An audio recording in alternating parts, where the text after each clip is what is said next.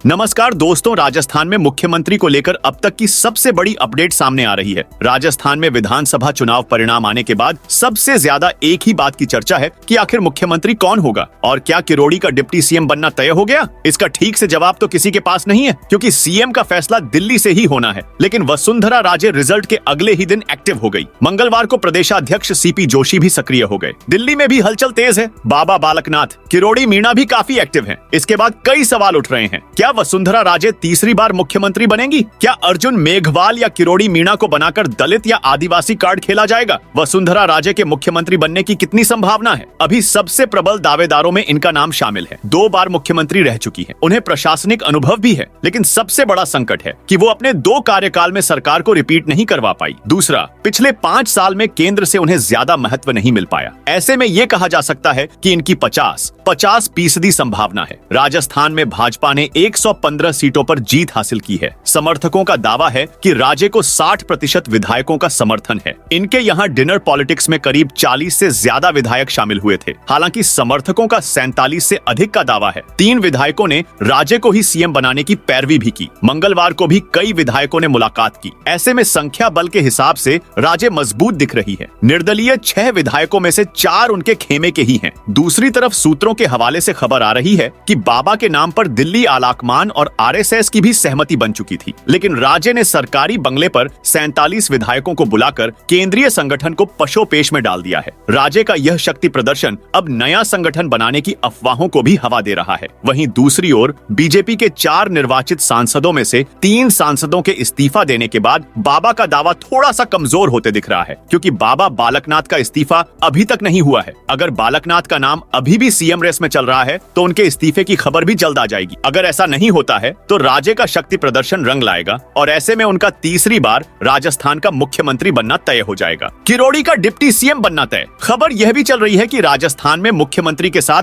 2 deputy CM भी बनाए जा सकते हैं। सवाई माधोपुर विधानसभा सीट से जीत का सेहरा बांध चुके किरोड़ी लाल मीणा का प्रदेश का डिप्टी सीएम बनना करीब करीब तय हो गया है। पेश से डॉक्टर बाबा किरोड़ी जमीन से जुड़े नेता हैं। राजस्थान में गहलोत सरकार के खिलाफ किरोड़ी लाल मीणा ने प्रदेश में रहते हुए खूब धरने दिए और प्रदर्शन किए। दबंग नेता किरोड़ी के संबंध भी बीजेपी के शीर्ष नेताओं से अच्छे रहे हैं। हालांकि दौसा सीट से सांसद रहे किरोड़ी लाल मीणा का नाम भी सीएम रेस में भी चल रहा है। किरोड़ी के सीएम बनाने की मांग भी की जा रही है। पूर्व मंत्री गोलमा देवी भी किरोड़ी को सीएम बनाने की मांग कर चुकी है। वहीं सोशल मीडिया पर भी किरोड़ी को सीएम बनाओ हैशटैग ट्रेंडिंग में चल रहा है। शिवराज हो सकते हैं। देश के अगले कृषि राजनीतिक जानकारों का मानना है कि जिस तरीके से तोमर का इस्तीफा हुआ है, उसे अनुमान यही लगाया जा रहा है कि मध्य प्रदेश की सरकार में उनको महत्वपूर्ण जिम्मेदारी दी जानी है। शिवराज सिंह चौहान को मुख्यमंत्री के सिवाय कुछ और बड़ी जिम्मेदारी दी जा सकती है। अब वह बड़ी जिम्मेदारी क्या होगी, इसको लेकर सियासी गलियारों में कई तरह की बातें हो रही हैं। मध्य प्रदेश के मुख्यमंत्री शिवराज सिंह चौहान के देश में नए कृषि मंत्री बनने की सबसे ज्यादा हो रही। बताया यही जा रहा है कि प्रधानमंत्री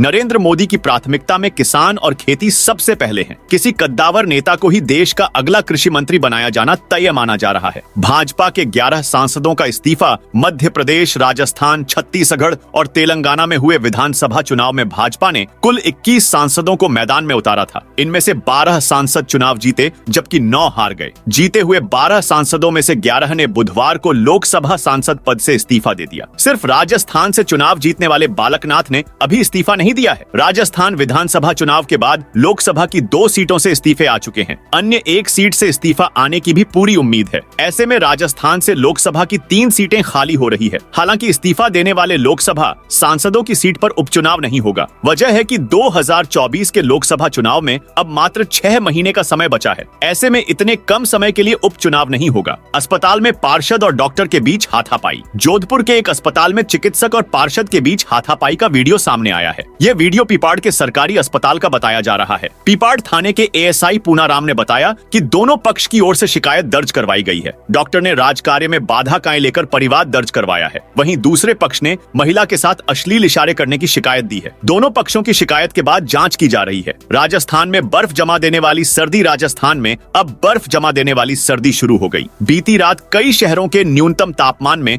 2 से 3 डिग्री सेल्सियस की गिरावट आई। हिल स्टेशन माउंट आबू में बुधवार सुबह न्यूनतम तापमान माइनस में दर्ज हुआ, जो इस सीजन का सबसे कम तापमान रहा। सीकर के फतेहपुर में भी आज सीजन में पहली बार पारा 5 डिग्री सेल्सियस से नीचे दर्ज हुआ। सरहदी इलाके जैसे जैसलमेर, बीकानेर, जोधपुर में भी बीती रात तेज सर्दी रही। दोस्तों, यह थी राजस्थान से जुड़ी जानकारी। आप राजस्थान के कौन से जिले से इस वीडियो को देख रहे हैं, कमेंट करके बताइए।